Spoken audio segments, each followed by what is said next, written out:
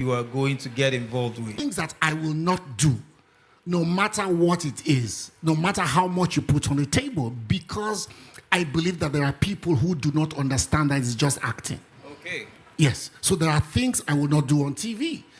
I will not, with all due respect to other people, I will not kiss a man. No matter where, no matter what country, no matter how many millions of dollars you pay me, yes. I will not do that. I will not do nudity and all of that. I will do this work within the limits of decency. Yeah. And art that people who look up to me will understand. So you don't mislead the ones that are not very settled, yes, or matured enough to take certain decisions. So, Richard Mofe Damijo.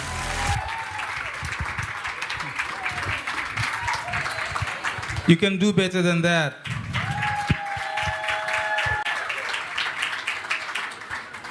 Elder, sir. Thank you. Thank you. Thank you for honoring us. I know you've taken a very long journey. This was not easy, but thank you for honoring us and honoring this mass of young people here who want to learn from the many years that you have served in the industry. I guess one of the first questions as we have this conversation is, how have you been able to maintain relevance in the creative and entertainment space, wide as it is? That's like an exam question, you know. But because exam questions are like a trap. So there is a marking scheme. There is a marking scheme. When you don't follow the marking scheme, you score 0. I'm not going to follow the typical marking scheme in answering that question. I have attempted to answer the question earlier today when somebody said in 1 minute what takeover means for me. But I think that it is understanding what your heritage is, understanding what it means to be a chosen, what it means to be. I don't want to be churchy, but you have to also understand that if I don't come from there, because that is the real thing that drives me, right? So let me do something real quick. So when people ask me how come I have stayed relevant for this long, I say it is because of the anointing on my head. All right? So I say to them that the anointing on my head is like a tub of frozen butter that is smack here. And at the point where it makes contact with my head, it's very warm, right? So it begins to melt at that point. And as it melts, it cascades down and it renews me every morning. Wow. Right? So that's like the Christian answer for that, okay? But outside of that, as me, as a child, my mother used to say to me, remember whose child you are. So in remembering whose child I am, either spiritually or physically here on earth, because ultimately the spiritual controls the physical. Absolutely. In remembering whose child I am reminded that my heritage is one that cannot be compromised. So which means that anywhere I set my foot on, I will dominate it, right? And in dominating, if you are an actor, it means that you have to stay ahead of the pack. It means you have to be dedicated to your craft. It means you have to innovate or go home. Because the truth of the matter is that you might not be the most talented, but you must put the work in. Now here's where God comes in. There might be 20 talented people, equally or more talented people where you are, but somebody has to choose you to speak or choose you to be the one to act. Somebody else could have been chosen to play the lead character in Black Book, but I was chosen. Now that is where God comes in. That's where grace comes in. Because you have to be tapped. Okay. Yes, because you can be in that pool of 20 and nobody will call you. Right? But you will be in that pool and you will be tapped. That is why gathering in places like this and hearing things like this can give you a motivation that will make you understand what your heritage is. Oh, yeah. Thank you. Thank you. Thank you. Now, I mean, I see a sea of young people here, and obviously by the welcome you received, you know that they've sat here waiting to see your face. How many people want to be actors here, or are there actors here already? Okay, all right. There you go. Just to be sure. So I know I'm not alone. So, and for all these young people who have raised their hands, some are in the valley of decision, as it were. Yes. Trying to figure out, this industry is big. I mean, the value chain is massive. So, of course, you know, we have fashion, the written side of things, the stage, and all of that. And someone here is wondering, how do you decide which way to go? It's a tough decision. You are not alone if you have not decided where to go, because I'm 64 this year, and sometimes I still wonder if I've decided where I want to go. But ultimately, that thing which you know how to do best will pop up. So if, for instance, you are in the business and you love to be in front of the camera, ultimately that is where you will find yourself.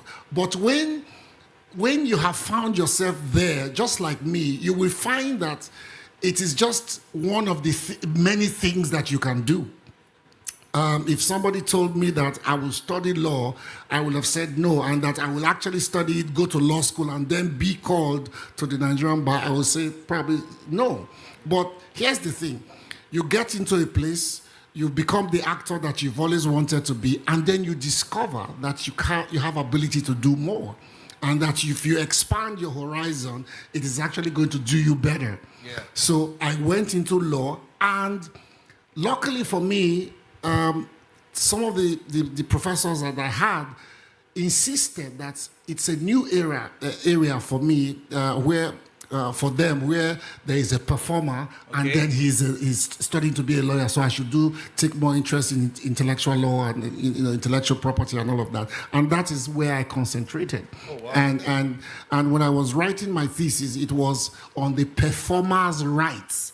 And performer in this instance was not just about as an actor, but as a musician or a comedian and all of that. Okay. I give free advice all the time to my colleagues and to people in the business. Oh wow! Okay. Yeah. So essentially, what I hear you say is, don't beat yourself too hard. Yes. You have not made up your mind. Yes. You will find that thing that you really, really know how to do best.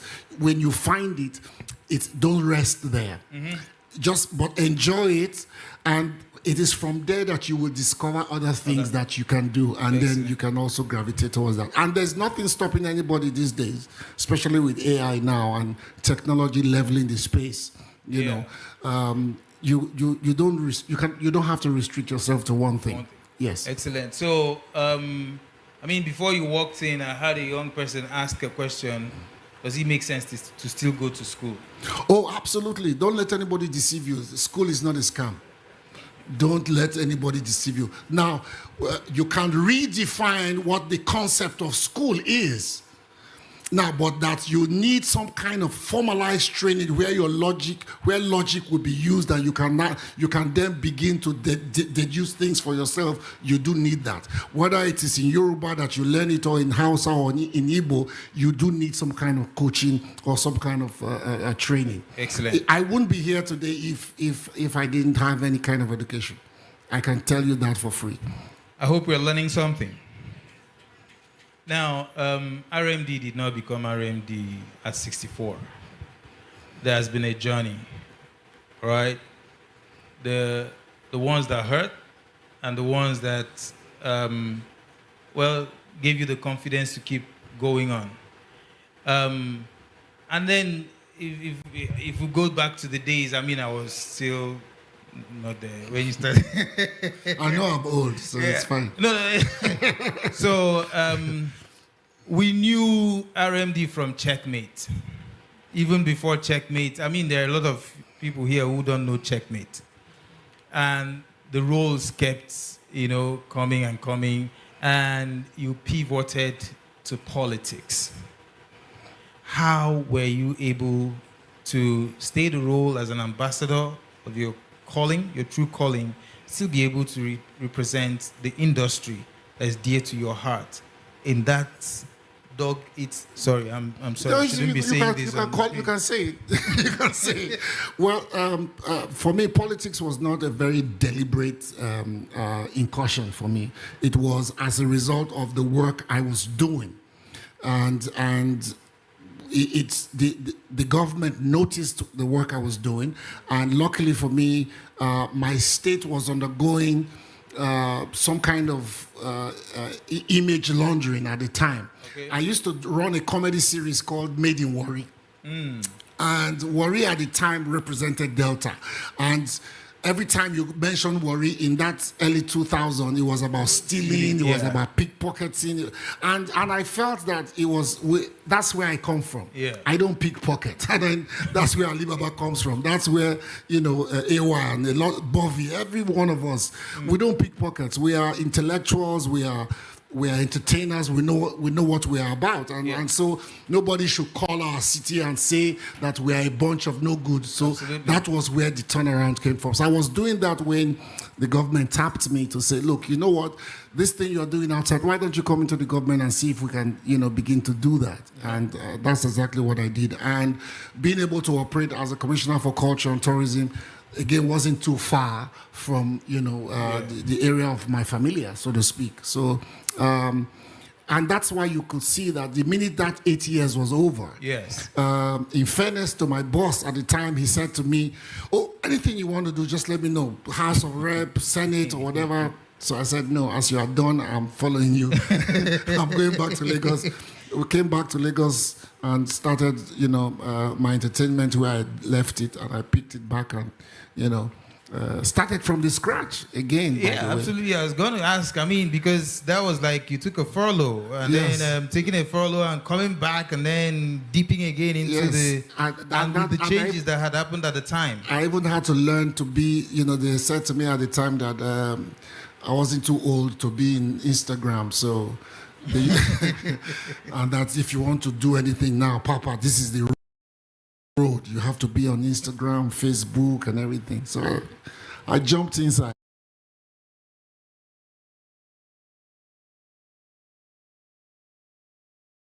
And, and it's been an interesting journey because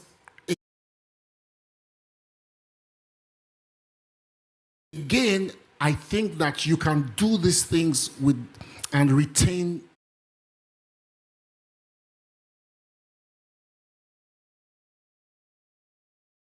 the dignity that you have. Oh, yeah. It's not everything that is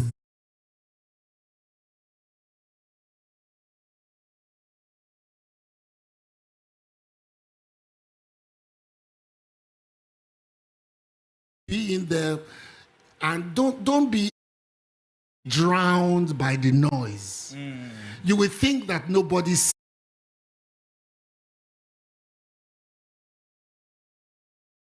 sees you, but people see you. It doesn't matter whether you are getting 2 likes and somebody else is getting 50 million. Yes. Stay there, keep doing what you're doing, because there are people that are watching you. Yes, sir. Constantly,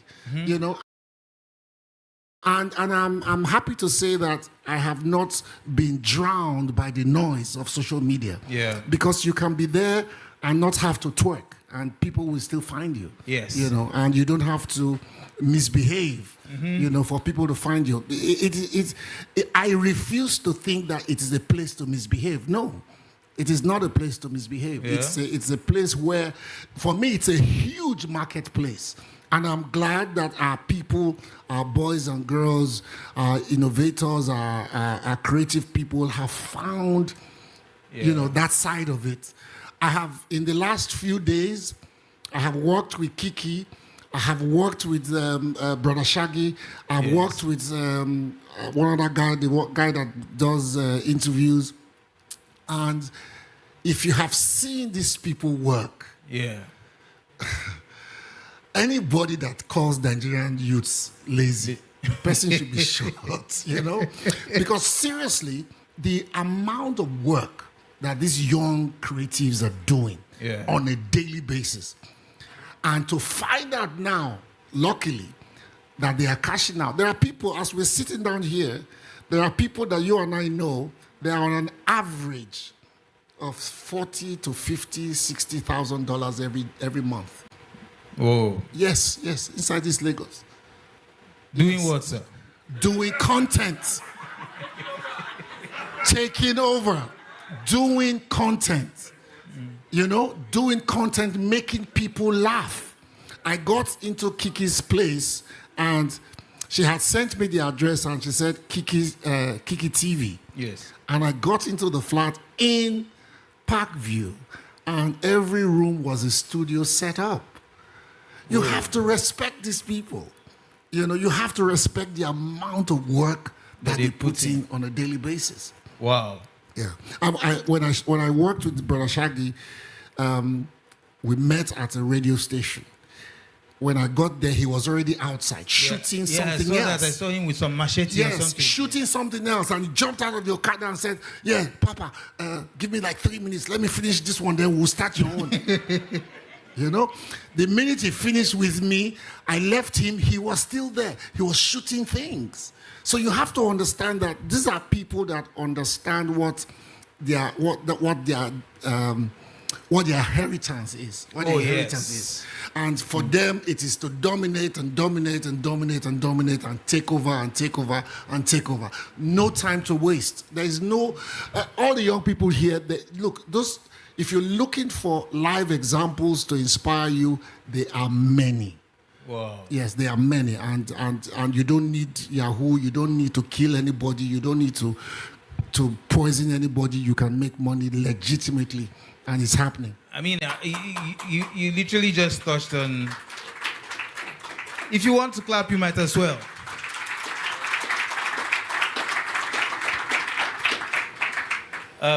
You just literally touched on the subject of, the ethical standards that you have lived by. Yes.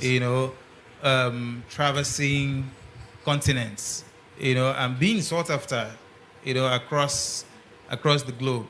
Now, I know it's a bit rigorous. I'm gonna come to that. But how do you get to decide what script you are going to get involved with? Oh, I'm glad you asked. It is almost spiritual, and it comes with understanding who you are. I was listening to something earlier today, and it just reaffirmed my stand. So there are things that I will not do, no matter what it is, no matter how much you put on the table, because I believe that there are people who do not understand that it's just acting. Okay. Yes. So there are things I will not do on TV. Okay. I will not, with all due respect to other people, I will not kiss a man. Mm-hmm. No matter where, no matter what country, no matter how many millions of dollars you pay me, I will not do that. I will not do nudity and all of that. Mm-hmm. I will do this work within the limits of decency and art that people who look up to me will understand. So you don't mislead the ones that are not very settled, or matured enough to take certain decisions. Mm-hmm. So it is not. I have live examples of people who I look up to, and you can't now drop the ball because I know there are people looking up to me. Yeah. And so because of that, I have that responsibility to make sure that I practice this craft with much dignity as we can find. Look, let me tell you something. In 1993, when I graduated from university and came to this town in 1984 after my youth service, it was not a fancy thing to stand in front of a crowd like this and say, "This is Richard Mofe Damijo, I'm an actor." No, it wasn't. It wasn't. But we stood our ground because I graduated on top of my class. I I have never doubted what my inheritance is. I have never doubted what I should do as a human being. Yeah. That anywhere I find myself, if I'm competing with my fellow people, I must dominate. Oh, yeah. So it's a thing that comes with understanding of whose child you are. I know whose child I am. So you don't come to a place where they say, oh, because you are not a doctor or because you are not an engineer or a lawyer, you are a nobody. No. You have to first believe in the thing that you are. Yeah. And then stick with it. How many years later, people that wouldn't talk to me before are calling me and telling me that their sons or their daughters just finished film school in America. Please help him enter the industry. Yeah. People who used to mock us that we were jokers. Yes. People who used to mock footballers before that they were jokers. Yeah. So you have to understand what you're doing and do it well. Do it with the dignity that I don't apologize about being called an actor. In fact, most people, when they hear I'm a lawyer, their mouths are open. It's like, oh, yeah, and I say to them, yes, actors have brains too. You know, in fact, it takes a lot of brains to be an actor. To be able to live the life I have lived for 41 years professionally, it takes a lot of brains to do that. And I don't apologize, you know. If you want to clap, clap.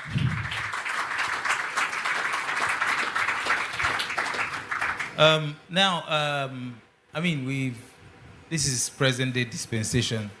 Somehow there are still forays that I know that are being worked on to just see how things turn around, you know, within the sector. Now, what I see within the sector is a lot of silo mindsetedness, you know, and the question I ask is how, thank you. Back in the day when you were coming up, was it that way? And if it wasn't, what changed? I think that you will find silos now because of how hunger has been weaponized. Yes. I don't want to be too heavy. Exactly. But the thing is, people are more conscious of what is immediate.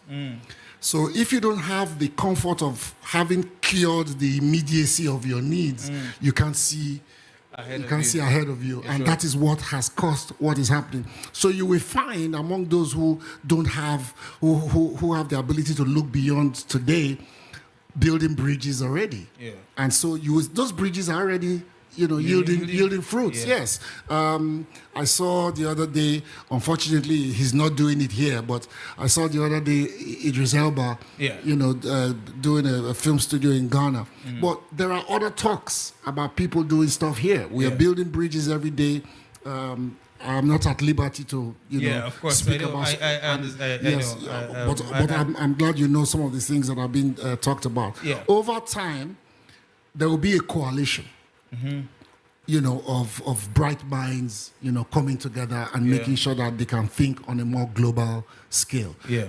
Those who follow my industry will notice that recently both Amazon, Prime Video, and Netflix have sort of like eased off. You know, so that has prompted discussions on distributions at different levels. Speak of which, the distribution, I mean, there's Mr. Femi Banigwe here is a good friend of the house and a son in the house. And as we watched his profile when we were you know, presenting him, apparently he has something called TV Anywhere. Okay. Right. Not minding that he's in the telecom space. So, and just to throw it out there that there are conversations to be had after now. Absolutely. Absolutely. Please don't go. You must bless me before you leave.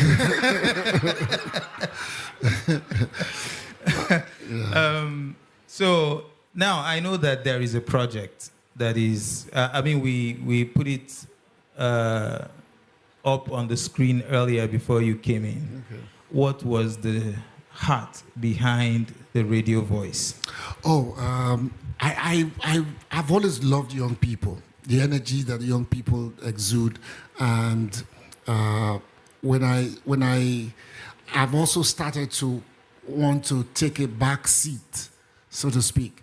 After you've been in front of the camera for a while, you want to start looking for a new generation to take over. And I wrote the script. I had the idea for the script. My first writer wrote it, and I kept looking, shopping around for it. It tells the story of survival, okay, of not giving up in the face of all the odds. I don't want to give too much away. Yeah, obviously. They have to buy tickets. They have to buy. That's why I'm saying tell them so that they can go and buy tickets. Yeah, but it's a story of struggle, finding love in the most unusual place as well, and human resilience. And also it talks about cyberbullying, and how to stand your ground against in the face of all that. Yeah, all of that, yes, yes. And what is interesting is that it was produced by 3 women. Whoa! Yes, the producers, women supporting women. Yeah. And it was directed. Oh, women supporting men. Sorry about that. And it was directed by a woman as well, a female as well. So that was very important for me. They say if you want to do something and do it right, look for women and you can sleep with both eyes closed. Women, clap for yourselves. If you're a female in this hall, clap for yourself. But after you finish clapping, tell the man behind you the date is April 11th. All right. So, we're wrapping up this session, and there's a whole mass of experience that sits with you, and I guess some young person here. Yeah. Sorry. Okay. I guess some young person here is wondering, Omo, RMDBD. So, when you go be my turn? Now where we go start now? What would you say to the young person here? What I would say is that, can I stand up? Yes, sir. Okay.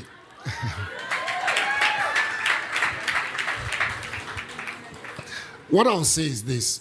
I wish you can see inside my heart and understand my journey. Then you will know that you have no reason to fear. Now, fear is a natural phenomenon, It's a natural thing. It will hit you at the most unusual time. But just believe, and this is not about motivation. No, it is not. It's about a true story. I am a Warri boy. I came to Lagos in 1984, all right? I couldn't speak Yoruba. I still don't speak Yoruba. I had to marry one to help me. The thing is, I found that it doesn't matter whether your friend works in an oil company and makes 10 times more money than you do. It doesn't matter if your best friend is a doctor and has been transferred to Qatar or Dubai. If you are a content creator and you really, really know how to do it, or if you are working somewhere or you are a writer or whatever, if you really, really know how to do it and you don't think that people are appreciating it, just keep doing it. Because one day, something will pop open and it will lead to every other thing that you have kept before on the side. What business does an actor have standing in front of you to speak? Really? Zubi will tell you, I have spoken in different parts of the world on tech. I'm an actor. I speak on tech. I speak on different issues, topics and all of that. The point is, I have a story to tell about resilience, about not being drowned by whatever it is that is going on around you, about self-belief, about knowing whose child I am, about finding the work of my hand and believing that since I have found it, God has no choice but to really bless it. and I will live with it. It has put me in tables with kings and queens and everything. And I know that your story is going to be better than mine, because mine is just the beginning of all the things that is going to unfold for younger generations to come. That's a good point to say amen. Right? So thank you for having me. I really apologize for not having been here from the beginning. I was in Abeokuta at the Lishabi Festival. It took like 10 policemen to get me out of the crowd to come here. But thank you so much. And I hope that somebody here has heard what we have spoken about here today. Sometimes you speak to 50 people, only one listens, and only one gets inspired. It's okay, because that one might be the one that might do something else. Let me do something in closing. I always like to do it. The life of an actor is about stages, right? An audience, right? So this is the stage where I play, where life is, and this is the audience. Usually, the European setting, which is what we are doing now, there is a gap. It's a chasm or the chasm, depending on how you call it. Anyway, so this gap, this is where all our dreams die if we don't cross this gap well. Because life in itself is a stage, and we all are players. Playing to who? So I can be here as Coca-Cola selling Coca-Cola. If I don't market well, nobody in this place will buy it. But if my marketing strategy can come down and cross this chasm and get here, everybody will buy. So if you are an AI specialist and you are here working on AI, you have a duty to make sure that your AI can transcend this gap between you in your garage or in your mother's boys' quarter or in your squatting area in Unilag or whatever, to make sure that whatever it is that you're doing can get outside. That is why I believe that if you don't want me to succeed, don't put me on the stage. And these days, this is not just the stage. Where I'm standing now is a stage. So anywhere you find yourself is your stage. Just make sure that as you are acting in that space, make sure that you do it like your life depends on it. Because one day, somebody will tap you and say, it's time. All right? Thank you. A round of applause. They will take you to the green room.